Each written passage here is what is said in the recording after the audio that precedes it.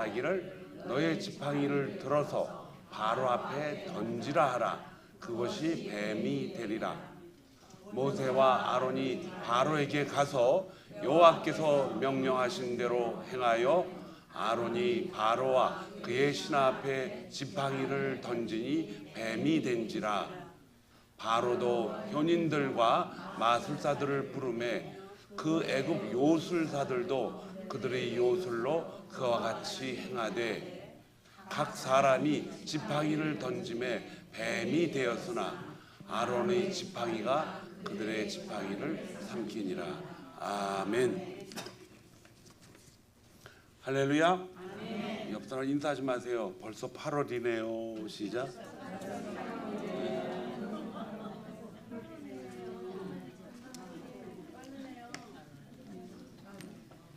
우리가 세월도 모르고 살면 큰일 나죠. 세월이 빠른 속도로 지나가는데 지금 8월이라는 걸 여러분들이 느끼고 있어야지 오늘이 어제인가 어제가 오늘인가 이렇게 느끼면 안 되겠죠. 세월이 빨리 지나가고 있습니다. 요즘 출애굽기를 계속 강의를 하고 있고 또 말씀을 전하고 있는데 오늘은 특별히 출애굽기 7장에 나타나는 아론의 지팡이를 좀 생각을 해보기로 하겠습니다. 지팡이가 처음에는 모세의 지팡이였다가 지금 오늘 7장 8절에 보니까는 지팡이의 소유자가 바뀌었어요. 누구로? 아론의 지팡이로. 그러면 이것이 혹시 모세가 아론에게 준 지팡이인가 이렇게 생각할 수도 있지만은 그렇지 않습니다. 모세는 모세대로 다른 지팡이가 있었고 아론은 또 자기가 가진 지팡이를 가지고 있다는 것입니다. 이 말씀의 뜻은 하나님이 모세에게 주신 하나님의 그 능력을 아론이 가지고 있는 지팡이하고 다르게 생각을 하고 있다는 것이죠. 그렇지만은 지팡이는 달라도 하나님의 말씀은 동일한 줄 믿습니다. 그래서 아론의 지팡이를 만약에 모세의 지팡이를 아론에게 주어라 해서 그 지팡이를 사용했다라면은 성경에 상당한 질문사항이 많이 나옵니다. 왜냐하면 모든 하나님의 말씀이 모세의 지팡이에서 나오기 때문에 그렇습니다. 그럼 모세의 지팡이가 뭐가 돼버려요? 우상이 돼버리고 맙니다. 그러나 하나님은 아론이 이미 가지고 있는 아론의 지팡이를 가지고 이제 하나님이 역사를 해야 됩니다. 자, 그런데 이 아론의 지팡이나 모세의 지팡이나 우리가 깨닫고 있어야 될 공통점이 있습니다. 지팡이 자체에 어떤 신비한 능력이 있다는 것은 결코 아니에요. 지팡이는 그냥 나무예요. 나무. 지팡이에는 아무런 어떤 신기한 능력이 없습니다. 중요한 것은 그 지팡이가 누구의 명령을 따라 움직였는가 하는 거예요. 지팡이는 스스로 움직일 수도 없고 그것을 진 사람이 던져야 그 지팡이가 변화가 되고 뱀도 되고 또 거기서 일어나는 뱀의 활동도 하게 됩니다. 그런데 더 깊숙이 질문해야 될 것이 있습니다. 그 사람의 감정과 생각과 이런 그 자신의 의욕을 가지고 지팡이를 던지는데 그럼 그 사람이 주인이잖아요. 지팡이의 주인은 모세였고 아론이었습니다. 그리고 지팡이는 생명이 없지만은 모세가 아론이 그것을 자기 마음대로 생각하고 판단하고 해서 그것을 던질 수가 있다는 것입니다. 근데 던질 때 두려움이 있었을 거예요. 이 지팡이가 정말 하나님 그 말씀대로 어떤 변화가 일어날 것인가? 아론도 역시 마찬가지입니다.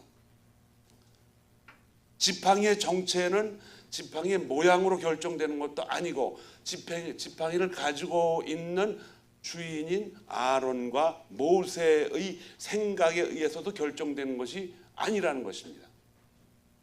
그럼 누구에서 결정이 됩니까? 하나님의 말씀이죠. 하나님의 말씀. 하나님의 말씀과 지팡이 사이에는 누가 서 있어요? 모세와 아론이 서 있습니다. 모세와 아론이 지고 있다가 던지라 그래서 던졌고, 던져진 그 지팡이가 뱀이 되었다는 것입니다. 여러분과 제가 가지고 있는 우리의 마음은, 참 성경은 2000년 전에 이것을 기록을 하면서도 어떻게 그 시대에 이것을 기록했나라는 것은 정말 칼날같이 생각을 해봐야 돼요. 정말 깊이 깨달아야 돼요. 왜 하나님은 모세 시대 때, 예수님 오시기 전에 거의 1600년 전에 있었던 이 일들을 하나님은 어떻게 이것을 이렇게까지 표현할 수 있도록 하셨는가? 요때 모세가 가지고 있었던 생각은 그거예요.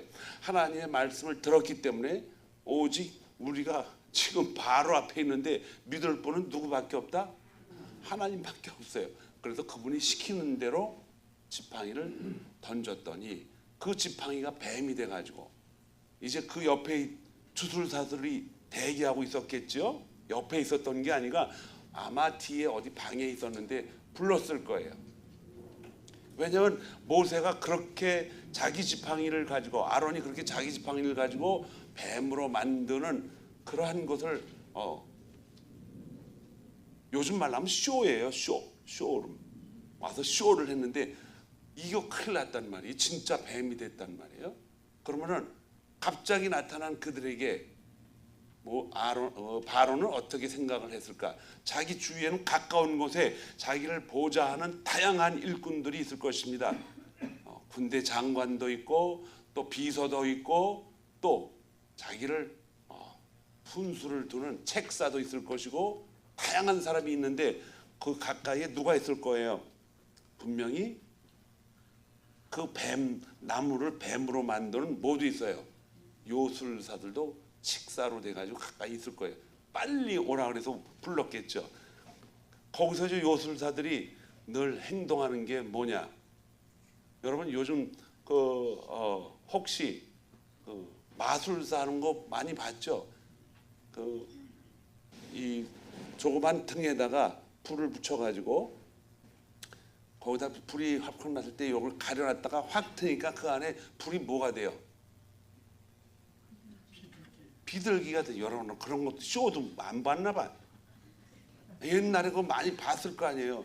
들고 있다가 그 보재기를 싹 감추니까는 뭐가 나와요? 비둘기가 파닥파닥 뜨고 있는. 텔레비에서도 많이 나오잖아요. 그럼 야 저렇게 신기하다.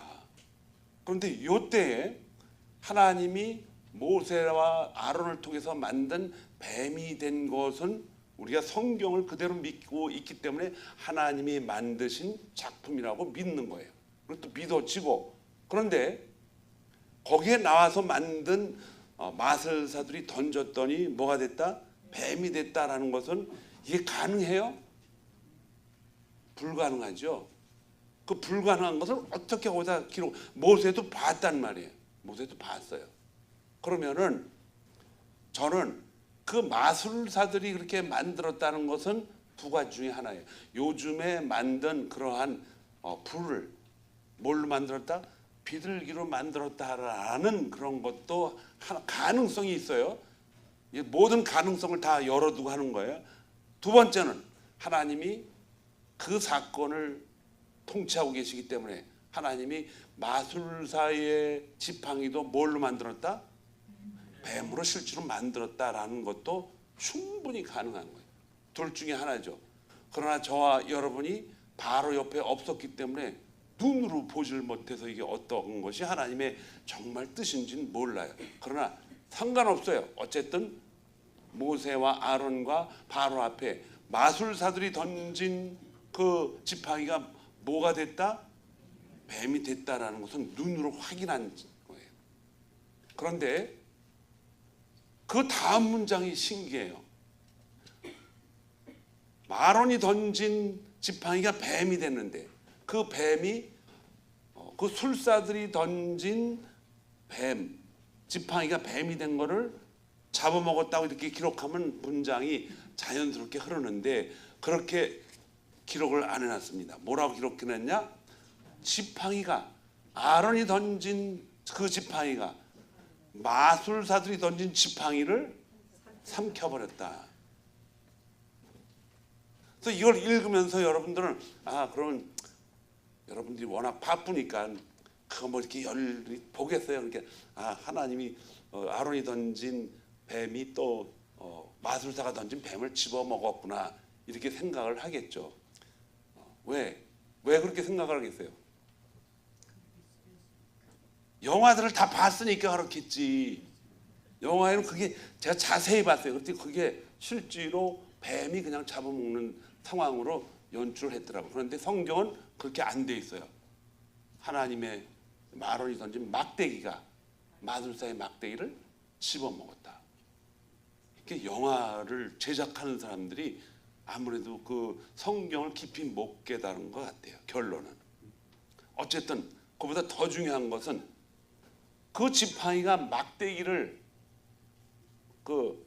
막대기가 뱀이 돼서 변한 것을 이제 다시 막대기로 바뀌어서 집어먹었다라는 것보다 더 중요한 것이 있어요. 그 상황을 지금 누가 만들어가고 있는가? 하나님이 만들어가고 있다는 거예요. 마술사들은 마술사대로 했다고 기록을 해놨지만 그것조차도 하나님의 허락과 하나님이 주시는 서포트가 없으면 불가능하다 이런 뜻입니다. 그러면 이 상황을 보면서 앞으로 일어날 애굽의 모든 10가지 재앙은 누가 지금 조정을 하고 있다? 하나님이 조정하고 있다는 것입니다. 그 10가지 재앙은 애굽이 살아갈 수 있는 경제와 정치와 통치와 모든 것들의 수단 방법인데 한 가지 한 가지 이제 하나님이 그들을 다스립니다.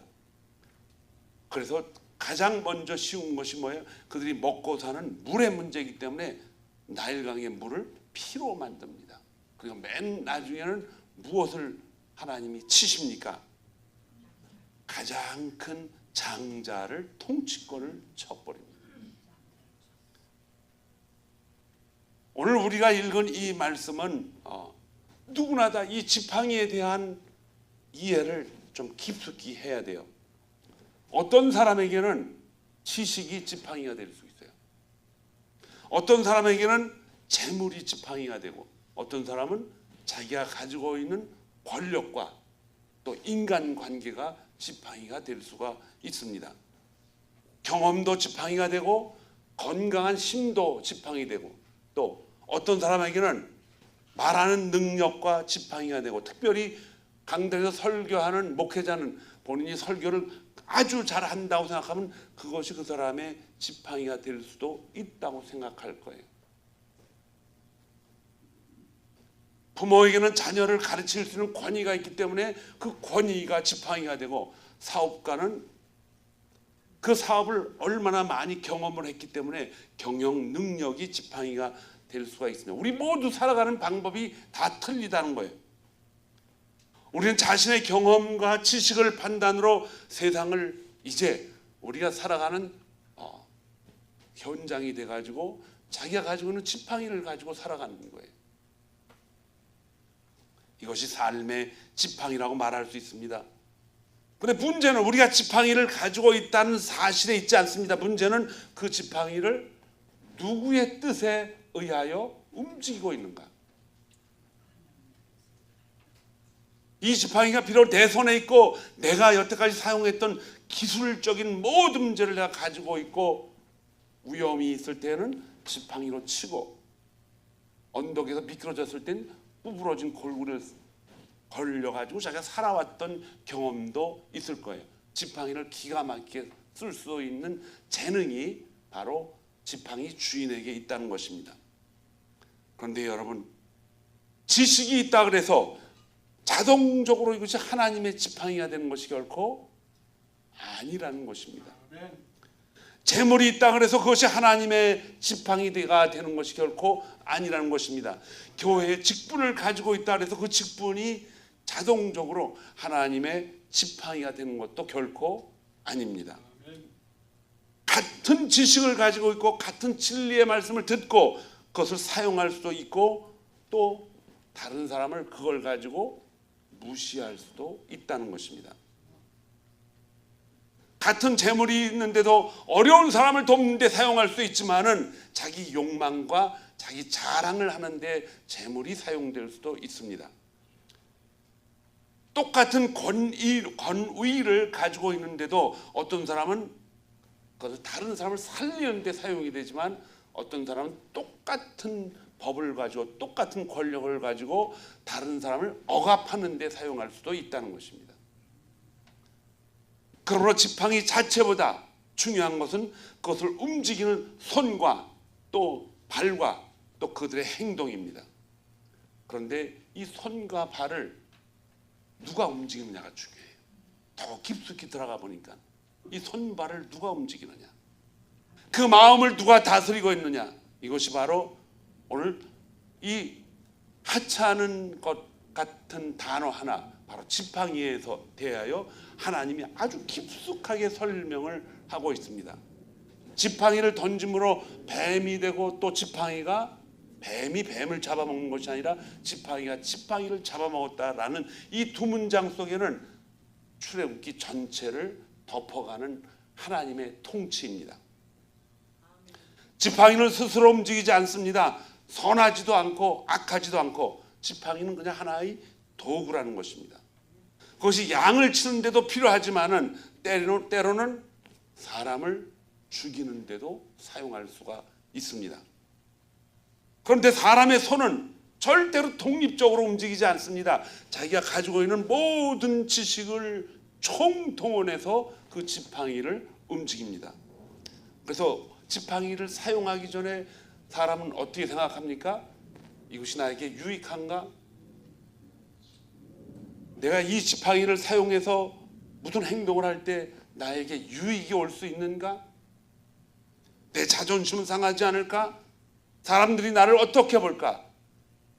우리가 예수 믿는 사람이기 때문에 하나님은 나를 어떻게 생각할까? 라고 하는 것에 우리의 마음과 생각이 가득 차 있습니다. 잠언 4장 23절에 보면 이 말씀이 있습니다. 모든 지킬 만한 것 중에 더욱 내 마음을 지키라 그랬어요.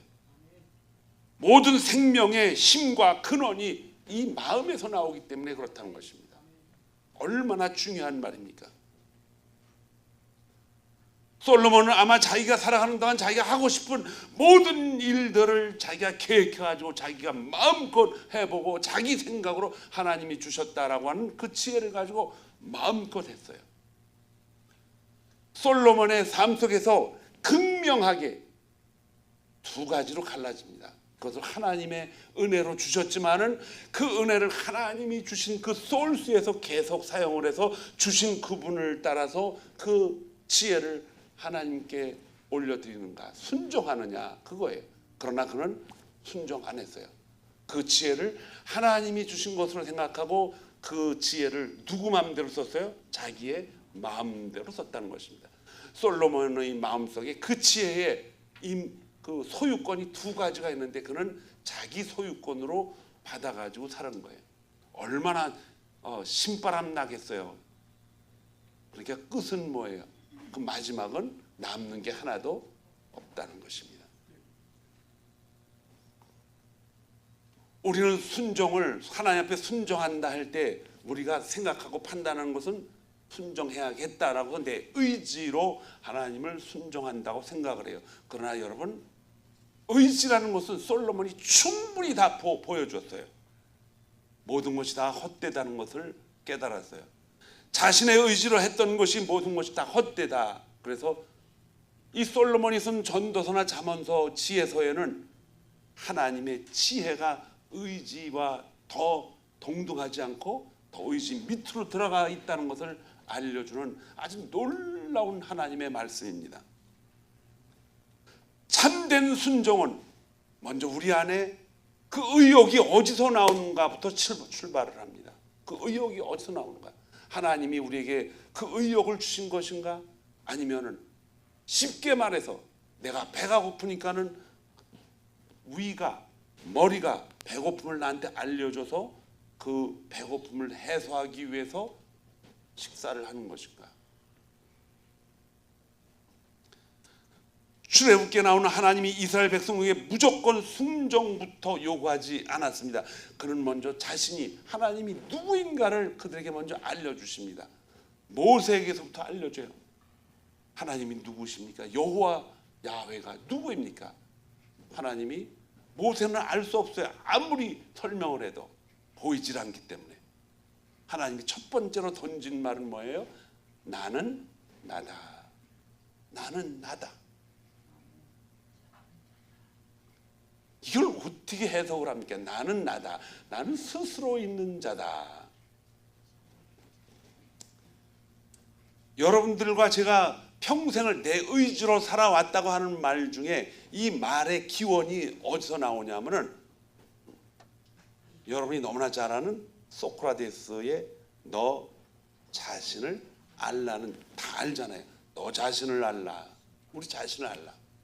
그 말의 뜻은 뭐예요? 나는 나다라는 뜻이에요. 근데 이 말의 타이틀이 언제 나왔느냐? 헬라 문학에서 가장 꽃을 피우기 시작할 때 그때가 나왔어요. 이것은 사람이 자기는 누구인가를 스스로 판단할 수 있는, 그래서 자기의 주인이 나다라는 것을 이제 우리 생각을 정리해 가지고 인간의 모든 생각을 아주 기술적으로 논리적으로 잘 표현해서 누구나 다 받아들일 수 있도록 하는 철학이 이곳부터 나와가지고 시작된 것이 헬라 문학이에요. 그래서 로마라는 나라가 그렇게 힘이 강하고 능력이 있는데도 문화가 없어서 바로 이 엄청난 헬라 문학을 그대로 다 받아들입니다. 로마가. 그래서 로마는 헬라 시대의 문화라고 이렇게 얘기를 하는 거예요. 그런데 놀랍게도 하나님은 이 헬라 시대 때 예수 그리스도가 기다렸다가 하나님이 이미 그 시간이 오실 줄 알고 인간이 자기 중심으로 이제 확실하게 자기가 주인인 것을 이제 죄를 지은 인간들이 내가 주인이다라는 간결하고 아주 논리적이고 순차적으로 깨닫게 된 그때를 중심으로 하나님이 그때를 잡아가지고 이미 오실 때를 잡으셔서 그때에 오신 것입니다. 참 신기하죠.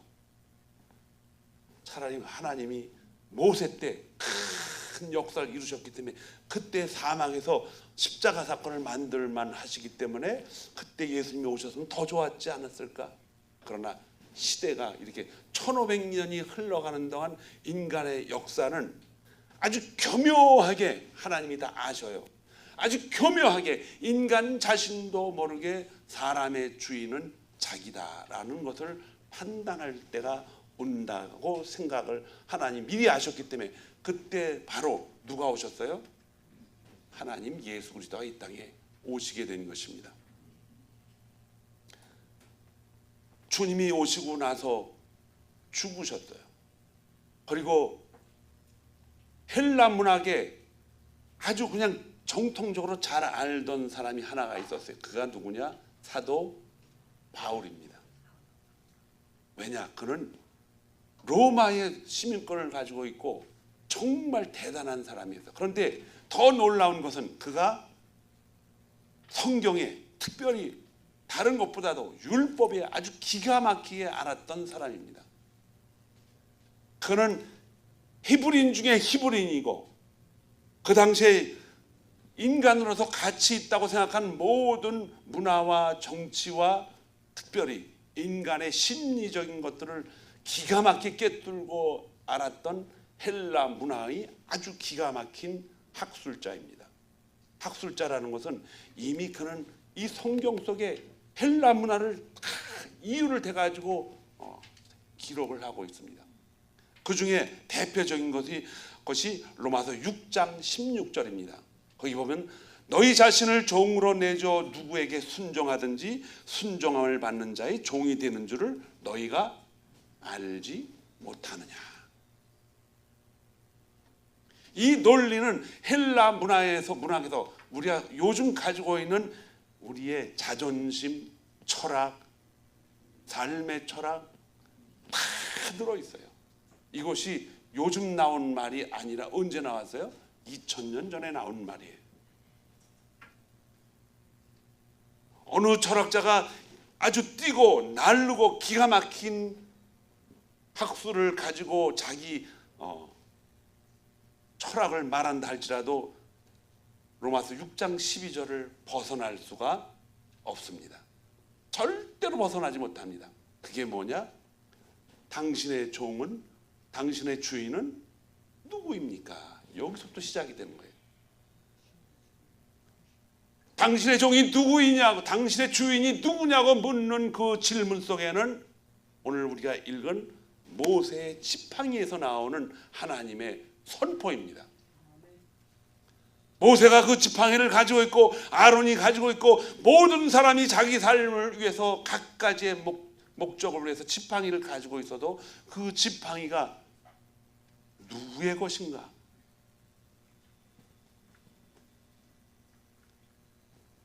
로마서 6장 12절에는 그러므로 너희는 죄가 너희 죽을 몸을 지배하지 못하도록 몸의 사욕에 뭐하지 말라? 순종하지 말라. 그럼 우리는 무엇에 순종하느냐에 따라서 그 순종하는 것이 나의 뭐가 된다? 주인이 된다는 거예요. 그래서 이것이 어디서부터 시작되느냐? 십계명에서 시작이 됩니다. 하나님은 십계명 율법의 10가지를 보내시면서 첫 번째 제목을 뭐라 그랬어요? 나 외에는 다른 신을 섬기지 마라. 이것이 바로 지팡이에서 출발한 하나님의 놀라운 선포입니다. 하나님의 통치는 지팡이를 빼앗아가는 통치가 아니에요. 우리 모두가 지팡이를 가지고 있지만 그 지팡이를 절대로 하나님 뺏지 않습니다. 사용하라는 것입니다. 그러나 하나님은 그들이 이미 가지고 있던 지팡이를 뭐하게 하느냐? 사용하게 하셔요. 무엇로? 하나님이 주시는 지혜로 사용하게 하신다는 것입니다. 아론이 가지고 있던 평범한 지팡이도 하나님의 말씀에 아론이 순종할 때 그 아론이 평소에 쓰던 모든 기술과 경험과 언약과 모든 생각과 판단도 하나님의 뭐가 된다? 지팡이가 되는 것입니다. 하나님의 통치는 우리의 정체성과 인격과 재능을 파괴하는 통치가 결코 아니라는 것입니다. 세상의 통치는 우리의 재능과 우리가 주인인데 그걸 못 쓰게 해요. 그래가지고 어디다 집어넣어요. 쓰지 못하도록. 여러분은 정말 선한 사람이기 때문에 감옥을 안 가봐서 대답을 못하는군요. 감옥에 집어넣어요. 도둑질하는 사람은 자기 기술이 도둑이기 때문에 그 도둑질을 못하게 하려면 뭐예요? 어디다 집어넣어요? 감옥에다 집어넣어갖고 그 자기의 지팡이를 못 쓰게 만드는 거예요. 세상 통치는 그렇게 해요. 그러나 하나님의 통치는 그가 가지고 있는 그 기술을 세상을 훔치고 망하게 하는 그런 것으로 하는 것이 아니라 하나님 나라의 영광을 위해서 사용하게 만든다는 것입니다. 어떤 사람이 피아노를 교회에다 기증을 했는데 그 피아노가 여러분 얘기 들었을 거예요. 술집에서 많은 사람들이 춤을 추는데 사용했던 피아노래요. 그 주인이 예수를 믿고 이제 교회에 참석하게 됐는데 그 술집을 문을 닫아버렸어요. 거길 다 버려야 되는데 피아노가 너무 좋은 거예요. 그 피아노를 이제 교회에다가 헌납을 했어요. 교회가 두 쪽으로 갈라졌네. 부인들이 저 피아노 때문에 우리 남편이 거기 가서 춤추고 바람이 나서 이혼하고 다시 돌아와서 받아줬고 또 나가버리고 저 피아노만 보면 넌덜머리가 난다는 거예요. 그거 가져오지 말라고. 그 한두 사람이 아니라 많은 사람이 그렇게 해요. 그러니까 또 한쪽에서는 아니 피아노가 무슨 죄가 있냐고. 그 친 사람이 잘못이지. 그 둘로 갈라져서 교회가 양쪽으로 갈라졌어요. 그 뭐가 잘못인 것 같아요? 여러분들 마음속에는 그 사람들의 생각에 하나님의 중심된 생각이 없었다는 거예요. 뭐든지 자기가 경험한 대로 자기 판단대로 말씀을 판단하는 것이죠. 사실 엄밀한 의미에서는 피아노는 죄가 없습니다. 죄를 물을 수도 있는 게 아니에요. 피아노는 아무런 생명이 없습니다. 문제는 피아노를 어디에다 놨으며 거기 가서 피아노를 친 사람이 누구냐에 따라서 다른 것입니다. 만약에 그 피아노를 말이에요, 너무 비싸가지고 어제 갖다 자식 파는 데다가 갖다 놨어요. 그런데 교회에 피아니스트가 소리를 들어보니까 너무 좋아요. 근데 이 피아노를 싸게 판대요. 그 피아노가 어디서 왔는지도 모르고 목사님 이거 싸니까 빨리 삽시다 사다 놨네. 근데 아무도 몰라요. 그러면 그 피아노는 피아노 때문에 교회가 갈라지겠어요? 안 갈라지겠어요? 안 갈라지죠. 그 피아노의 정체를 모르니까 알 필요도 없고 그냥 그렇게 해서 교회가 같이 가는데, 이 피아노를 그 쓰던 주인이 교회에다가 술집에 있던 거랑 밝히니까 이제 그때 문제가 생긴 거죠. 문제를 캐먹거나 그 소속감을 알거나 어쨌든 가장 중요한 것은 하나님의 통치와 하나님이 우리를 어떻게 지금 보살피고 이끌어 가신가를 아주 근본적으로 알지 못하면 문제는 항상 생긴다는 것입니다. 항상 생겨요. 왜냐? 하나님의 통치를 내가 판단하기 좋게 그것을 도구화하기 때문에 그렇습니다. 하나님의 통치는 세상과 싸움하는 것이 아니에요. 하나님의 통치가 나타나면 어두움은 어떻게 돼요? 자연스럽게 물러갑니다. 하나님이 세상에 빛으로 오셨다고 했을 때는 그 빛을 아는 그 얼굴을 우리에게 주셨다고 그랬어요. 하나님의 통치를 정말 하나님의 말씀 가운데 깨달으면요, 이런 갈등이 생기지를 않습니다. 왜냐? 그 일도 누가 하시고 있다? 하나님이 하시고 있기 때문에 내 주장과 내 판단을 잠깐 뒤로 움직인다는 것입니다. 하나님이 우리에게 생각하지 말라고 하지 않으셨어요. 우리 생각 속에 하나님의 말씀으로 빛을 좀 보라는 것이다. 빛을.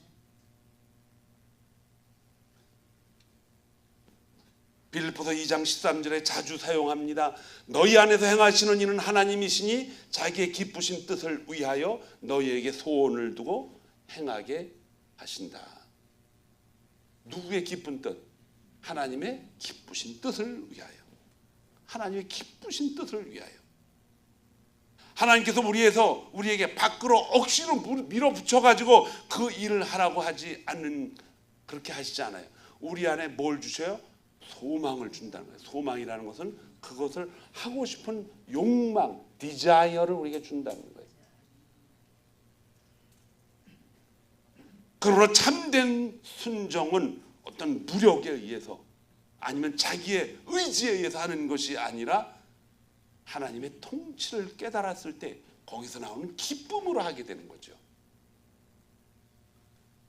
육신의 지팡이와 하나님의 지팡이가 차이가 이렇게 심한데, 그러면 이걸 어떻게 구별합니까? 육신의 지팡이는 첫째는 자기를 보호하는 방망이로 씁니다. 철저하게 자기 방망이로 씁니다.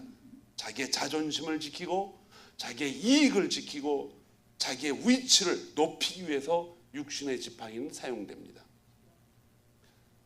육신의 지팡이는 사람을 지배하려고 합니다.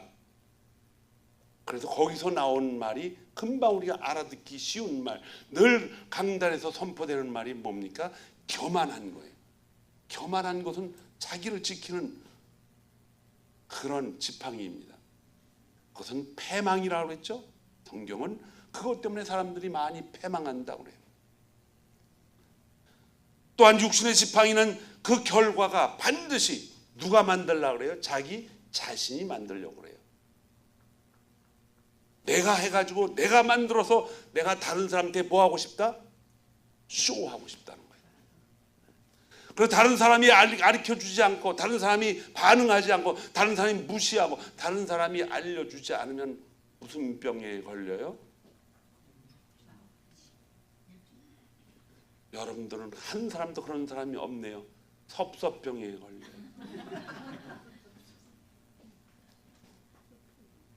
그래서 그 섭섭병에 걸리면요, 다 교인들이 다 싫어져. 목사님도 싫어지고, 그렇게 가깝던 장로님도 권사님도 다 싫어져. 왜? 나를 안 알아주니까. 뭘 안 알아줘요? 내가 이만큼 뭐 했는데.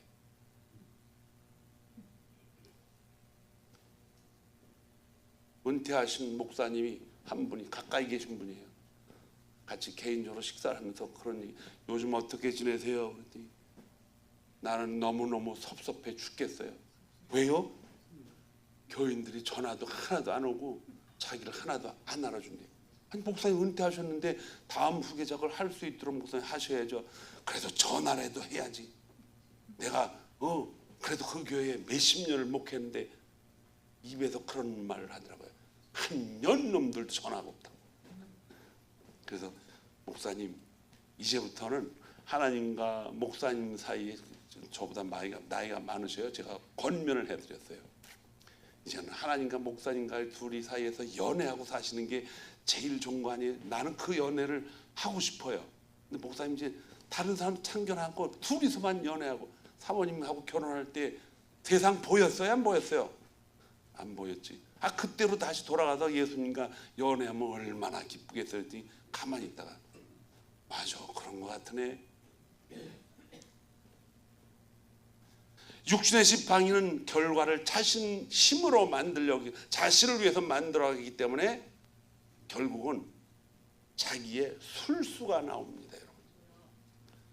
반면에 하나님의 지팡이는 다르죠. 하나님의 지팡이는 사람을 살리는 데 사용이 됩니다. 1순위가 사람 살리는 거예요. 저 사람이 나를 안 알아줘도, 저 사람이 나에 대해서 좀 반감을 가지고 있다 할지라도 그 사람을 살리기 위해서 하나님의 명령을 기다립니다. 끝까지 기다려요. 더 중요한 것은 그렇게 기다리고 또 기다려주고 하나님의 말씀을 이제 그에게 깨달을 수 있도록 기다려줬는데, 그것도 못 기다린다 그러면 그때는 어떻게 해야 돼요? 하나님의 말씀을 가지고 그를 지적을 해야 돼요. 그걸 놓치면 안 됩니다. 반드시 지적을 해야 돼요. 왜 지적을 해야 됩니까? 야곱처럼 130세까지 가지 않도록 하려고. 빨리 주님 앞으로 돌아오라는 거죠. 하나님이 알아서 하시겠지? 이건 방관이라고 그래요. 너무 몰라서, 너무 모르면은, 너무 자기 의지로만 모든 걸 해나가고, 자기가 성도이기, 신앙을 가진 사람이기 때문에 자기가 하는 일이 옳다라고 생각했을 때에 여러분들이 가만히 보니까 이거는 말이 안 되라는 판단이 된다면은 그때는 뭘 해줘야 돼요? 하나님의 말씀으로 판단할 수 있도록 다 내려놓으라고 해야 됩니다. 순종하는 사람은 자신의 책임과 하나님의 주권을 구별할 줄 알아야 돼요. 내가 할 일은 말씀에 뭐 하는 거다? 순종하는 거예요. 결과를 이루시는 분은 누구예요? 그분한테 맡기는 거예요. 그냥 기다리는 거죠. 결과까지 내가 만들 필요는 없다는 거예요. 그래서 여러분, 기도 끝에는 반드시 그 기도를 해야 돼요. 하나님, 내 뜻대로 마옵시고 하나님 뜻대로 결과를 만드세요. 그것이 가장 좋은 결과예요. 왜냐? 내 뜻대로, 내 결과대로, 뜻대로 결과가 나왔다 하면 그 다음에 그 결과 뒤에 어떤 절벽이 있는지 우리는 알지를 못해요. 그러나 하나님이 만든 결과는 그 뒤가 무엇입니까? 결과가 좋든 나쁘든 그 다음에는 뭐가 나와요? 푸른 초장이에요. 저 푸른 초장 위에 그림 같은 집을 짓고 사랑하는 예수님과 함께 살고 싶은, 여러분이 웃는다는 건 유행가를 생각하고 있기 때문에 그래요. 유행가를 생각하지 말고 시편 23편을 기억을 해야 돼요.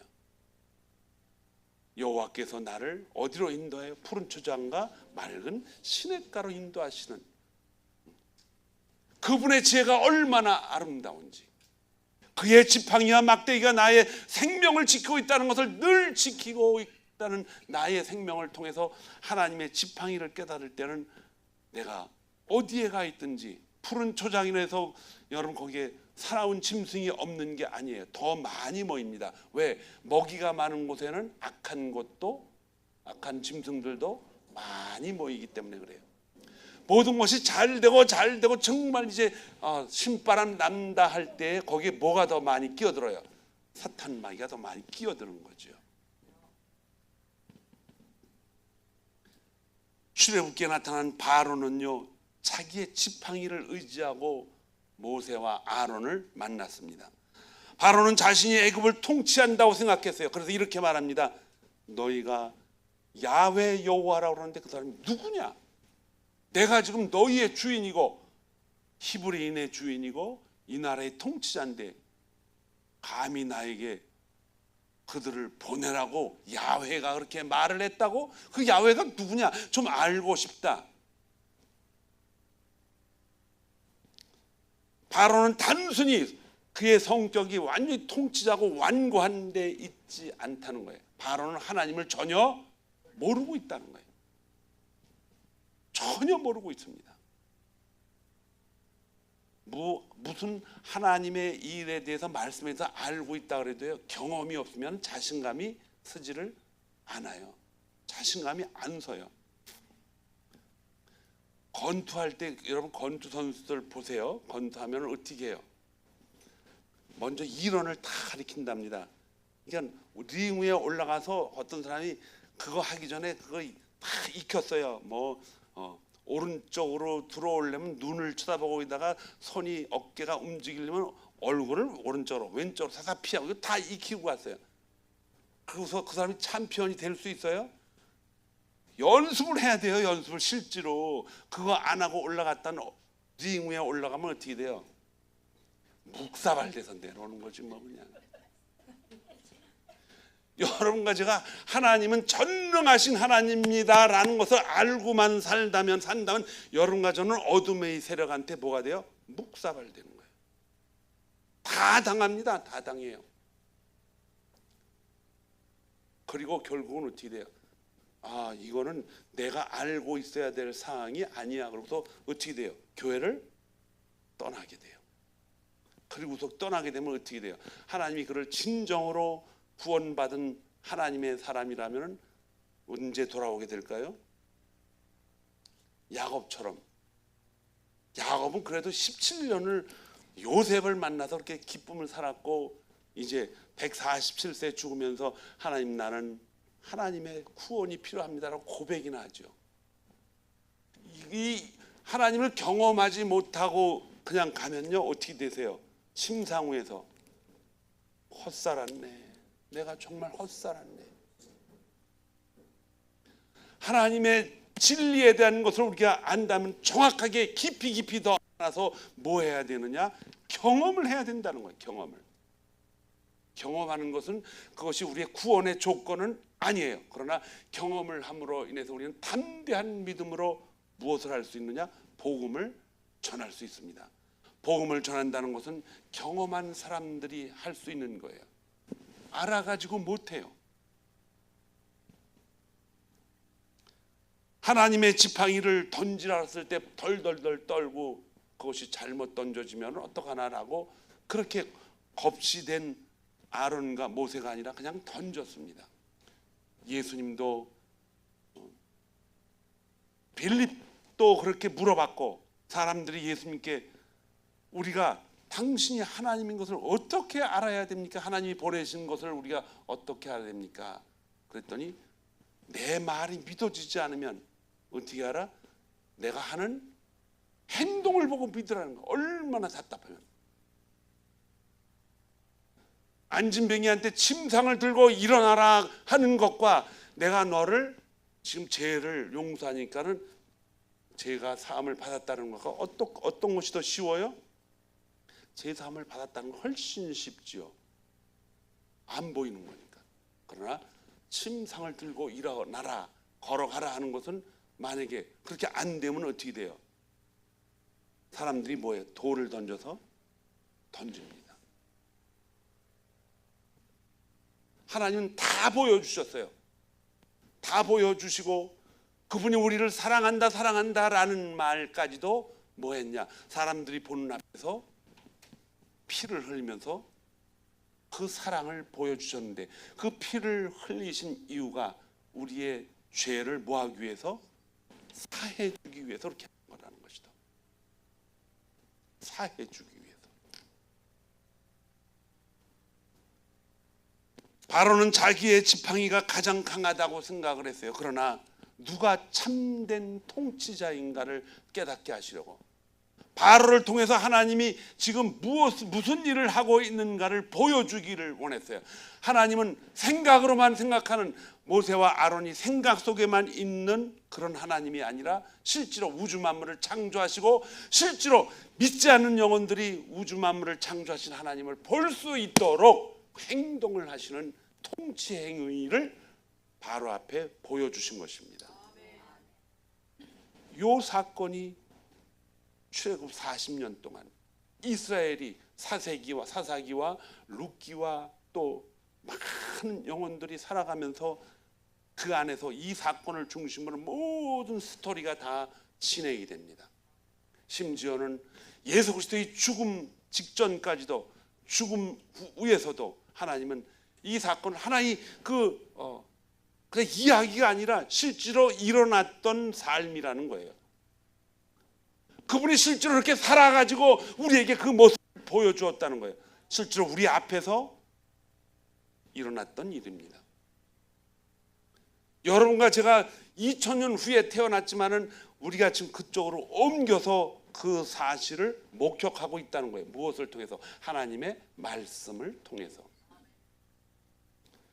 우리가 가지고 있는 믿음이라는 것은 단순히 어떤 사실이 진리다라는 것을 우리에게 전해주지만은 그 진리는 그냥 하나님의 말씀으로 적혀놓은 그런 문장이 아니라 실제로 하나님의 통치 행위가, 통치하고 있는 그 자체가 우리 삶 속에서 과거뿐만 아니라 지금도 그리고 앞으로도 계속 진행될 줄 믿습니다.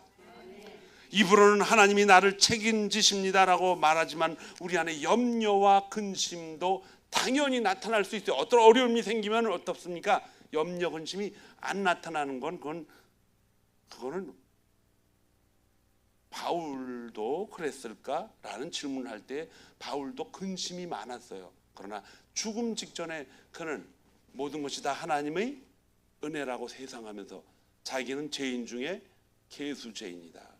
그의 사역지에서 그는 두려움을 가지고 금방금방 나타나는 것을 금방 연방적으로 하나님이 나를 통치하고 있다는 사실을 가지고 이기고 나간 것뿐입니다.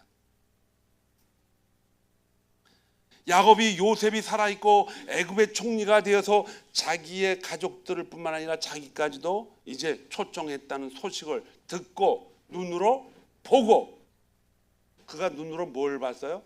자녀들이 다시 돌아왔고 요셉이 보낸 카트를 자기 눈앞에 본 거예요. 이렇게 확인이 되니까 그는 땅바닥에 주저앉아서 하나님이 무섭다. 그래서 그는 요셉한테 바로 달려가지 않고 어디로 갑니까? 자기가 평생 말로만 듣던 그 제사를 한번 드리긴 드렸어요. 그곳에 가서 예배를 드립니다. 그 예배가 무슨 예배였어요? 희생 제물이었어요. 희생 제사. 희생 제사는 뭐예요? 자기의 죄를 회복하는 것입니다. 내 뜻대로 한 것을 회복하는 것이에요. 그때부터 야곱이 이제 인생이 본격적으로 신바람 나는 인생이 되는 거죠. 근데 그 신바람 나는 인생이 요셉이 총리가 돼서 신바람 나는 것이 아니라 하나님이 자기를 뭐하고 있다? 지키고 있고 설득하고 있고 통치하고 있다는 걸 그때 깨달았어요. 그러나 그는 영혼의 세계에 대한 무지가 아직도 있었기 때문에 또 하다가 뭐라 그랬어요? 하나님, 내가 하나님의 구원이 필요합니다라고 하나님 앞에 실토를 합니다. 우리는 우리가 가지고 있는 지혜와 감정과 의욕이 있습니다. 우리 손에 들린 지팡이가 하나님의 지팡이가 되기 위해서는 어떻게 합니까? 우리가 가지고 있는 지혜와 감정과 의욕을 다 하나님의 지성과 지혜로 뭘 받아야 되느냐? 통치를 받아야 된다는 거예요. 우리는 우리의 경험과 상식을 결코 기준으로 삼아서는 안 된다는 거예요. 계속 실패합니다. 계속 실패해요. 언젠가 제가 알고 있는 어느 장로님의 이야기를 제가 말씀드렸어요. 한국에서 큰 대안학교를 하시는 장로님인데 제가 잘 알고 있어요. 대안학교가 막 커지니까는 학교에, 기독교 학교예요. 다 교회 장로님들 선생님들이 하는데 재물이, 적금이 많이 쌓여 한 300억 정도 모였어요. 그때 큰 돈이죠. 학교를 운영하면서 그걸 마음대로 재무부에서 쓸 수가 있어요. 그런데 그하고 가까운 부유한 사람이에요. 중국에다가 땅을 하나 사가지고 아파트를 줘서 분양하면 돈이 바로 나온다는 거예요. 나라에서 바로 준다는 거예요.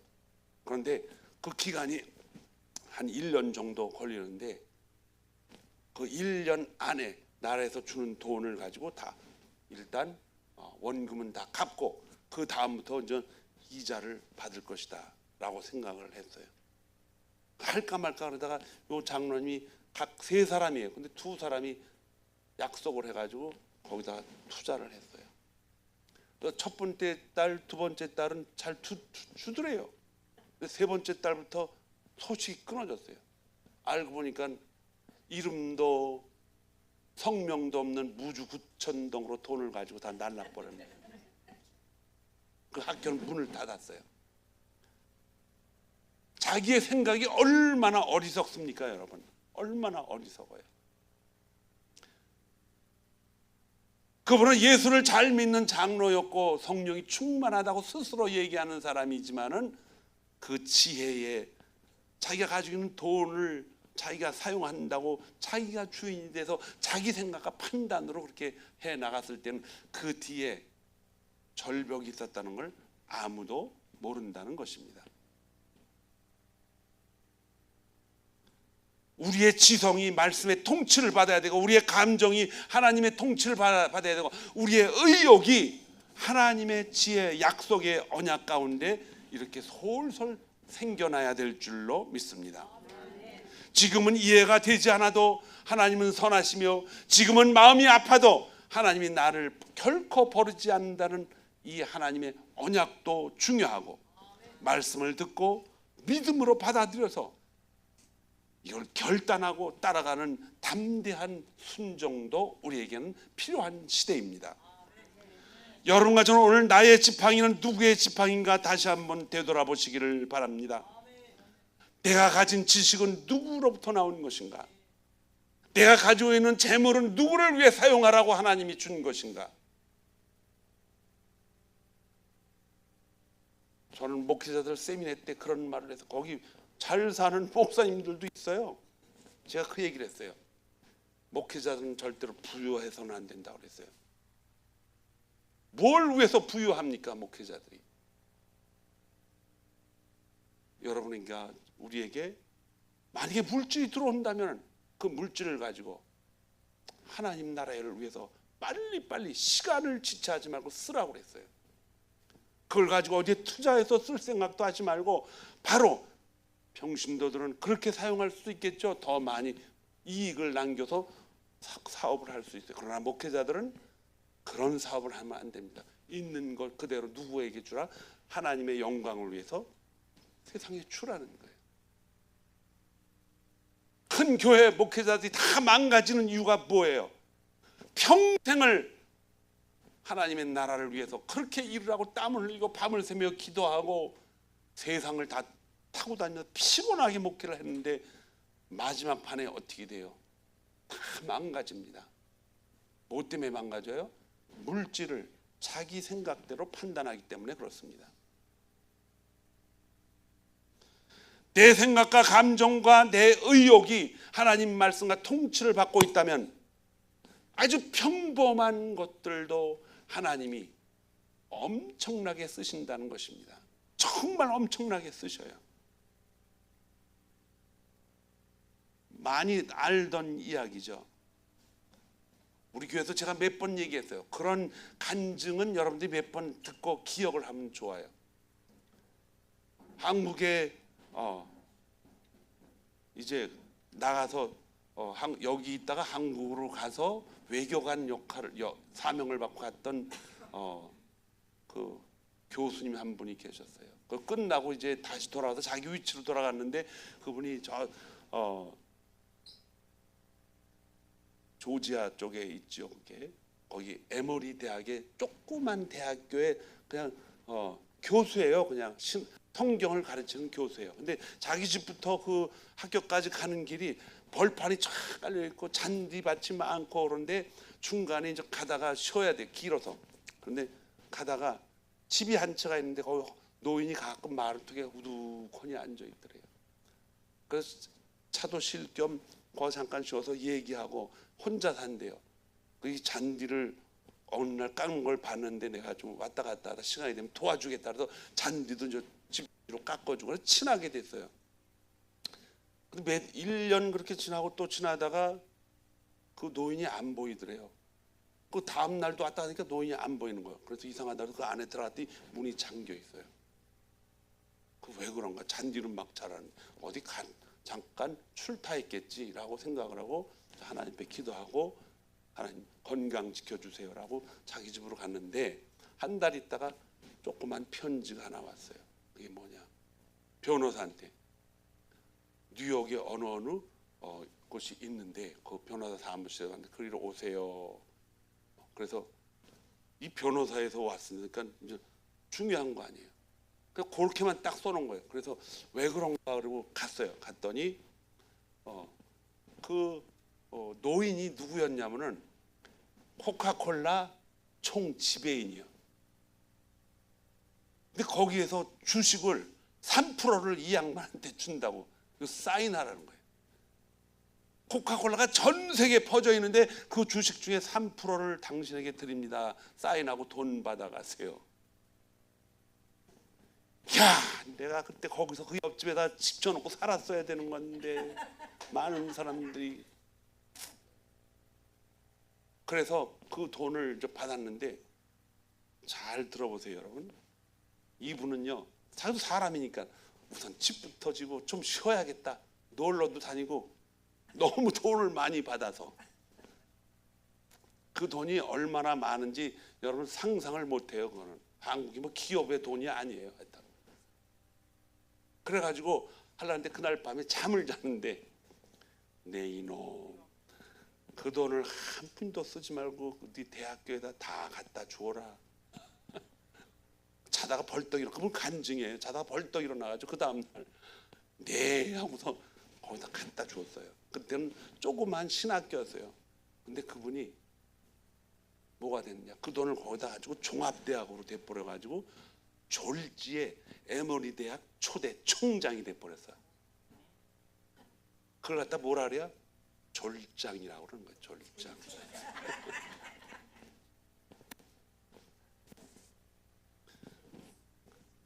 여러분이 살아가는 세상 속에는 자그마한 것 하나가 놀라운 기적을 만들 수 있는 길은 내가 가지고 있는 무엇이든지 그것을 누구를 위하여? 하나님의 영광을 위하여 그분의 통치를 받으며 살아가는 것입니다.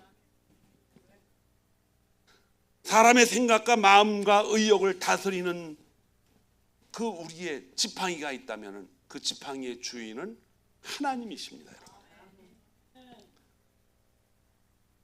내가 누구에게 순종하느냐에 따라서 우리의 손이 달라집니다. 내가 누구에게 순종하느냐에 따라서 누구의 종이 되느냐의 문제입니다. 우리는 주인이 될 수가 없어요. 왜냐? 우리는 창조물이기 때문에. 죄에게 순종하면 죄의 지팡이가 되고 육신의 욕망에 순종하면 육신의 지팡이가 됩니다. 그러나 하나님의 통치를 알고 통치를 깨닫고 그리고 그것에 순종한다면 가장 평범한 지팡이는 어마무시한 하나님의 통치가 되는 것입니다. 여러분과 저의 인생에 하나님의 우리에게 주신 그 놀라운 탤런트와 모든 환경을 하나님이 말씀으로 움직여 달라고 하는 기도는 대단히 중요합니다. 그러나 그런 기도 전에 정말 나는 하나님의 통치를 깨닫고 그 마음 안에서 평강을 누리는가? 다 망가져도 어려운 시간이 생기고 내 마음에 골칫덩어리가 있어도 그 삶 속에 그렇게 만든 환경 속에 하나님이 지금 이 시간에 나와 함께하고 계시는가? 이것이 1단계예요. 하나님이 지금 나와 함께하고 있는가? 그러면 내 곁에 누가 찾아오셔요? 하나님이 조용히 물밀듯이 찾아오면서 전능하신 하나님이 나와 함께하고 계시는데 두려움이 있겠어요? 평강이 찾아와야 그 통치가 시작되는 우리의 삶인 줄 믿습니다. 기도하겠습니다. 하나님 감사합니다. 주의 말씀을 통하여 이제 시작하려고 합니다. 아론의 지팡이